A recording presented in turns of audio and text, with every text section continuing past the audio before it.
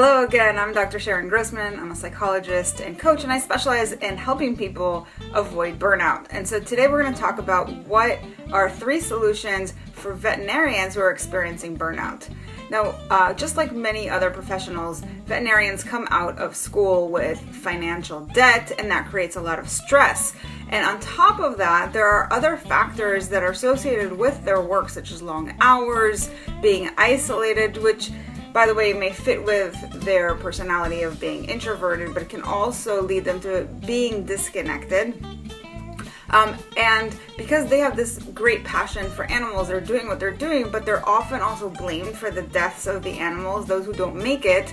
So they have to deal with that and the high emotional reactivity of their customers. All that can really wear on them.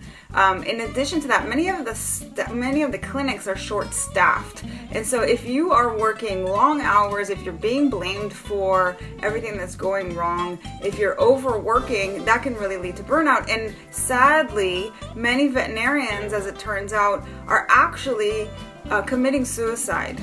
And so I want to address this because I think this is really epidemic, and I want to give you guys a solution that can help to not only avoid suicide but also help with burnout so that you can stay in the game should you choose to do so. So I think the key thing is to have realistic expectations. So don't expect to be a hero and save every single animal that you come in contact with, right? You have to just know that you're going in there with good intentions to do the best you can with the training that you have, and obviously not everything is under your control because it's all about the condition under which the animal comes to you at. And so just having realistic expectations about what is possible for you to do, and try not to take it personally if you aren't successful. The second thing is to really have boundaries around the hours that you're working so that you ensure you don't work overtime.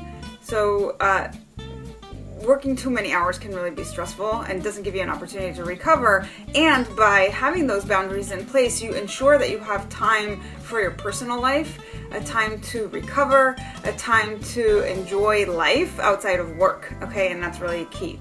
And lastly, if you have tried everything and you feel like it's never going to work for you, you really came into this profession with passion, but then the actual work itself and the environment and the pressure and the stress is just never, ever going to work for you, rather than thinking that the only out you have is to end your life, quit your job.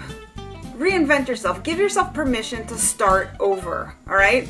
I just want to stress that because I feel like people just sometimes get into this tunnel vision and they don't see any other way out, all right? But if you do want to stay in the game, and I hope that you do so that you can stay in your passion but figure out a different way in which to engage with your work, I have created a 7-day challenge for you in order to do that and to really learn the tools and the skills that are going to help you be more successful at what you're doing. It's called the 7-Day Burnout to Your Best Life Bootcamp, and you can register by going to my website, coachingbysharon.com/shop.